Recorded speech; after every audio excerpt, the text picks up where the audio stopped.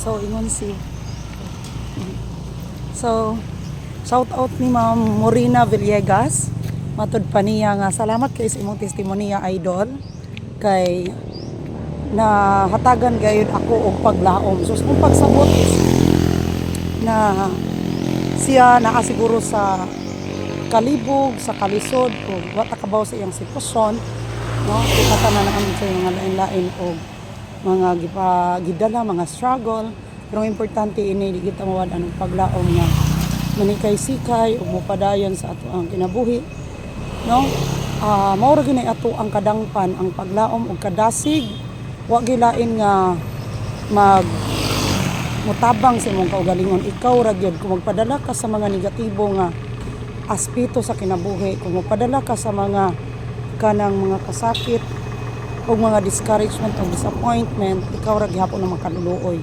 So way hadaing makahatag og paglaom o pag kanang kadasig nimo, ikaw ra gyud. So I hope na ang akong testimonya sa kinabuhi, no, dili man perfecto ang akong kinabuhi, daghan man kaayo sa akong gisagubang, pero at least makahatag ko ninyo og kadasig, pinaagi ni ana ang positive side sa akong kinabuhi, no?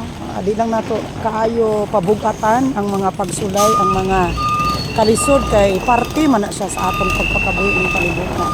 So I hope nga malamdagan ta sa kanunay, no? Ayo lang magid pagpakawala sa paglaom, and do not question the Lord nganong ingani atong kinabuhi, nganong mao ni gipahamtang sa atoa. So ayo lang kanang be humble nya, wait for the time, kay ang tanan nga nahitabo sa imong kinabuhi anaan sa rason. So wait for the right time nga ma-okay na siya. So naadyo ka dapat timeline. If ever ayo pag-dwell ana nga sitwasyon na, no? If ever na di jud na madala, kung madala pa, padayon lang usa nya, di kita magpataka o give up, di kita padalos-dalos atong mga desisyon sa kinabuhi. So dapat na agad kay ngayo gyud kagiya sa balang espiritu sa tanan nimo nga buhaton, sa tanan nimo nga kanang sa tanan nimo nga gipaghuna-huna, no? Mangayo jud kagiya sa Espiritu Santo, kay bulahan og magkatulibagbag, magkaingon-ingon imong kinabuhi, dili ka maghikog, no?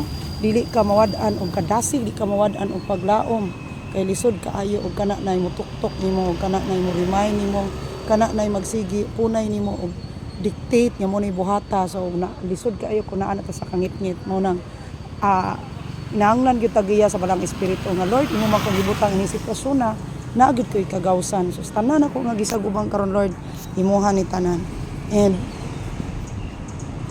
ikaw na'y bahala nako.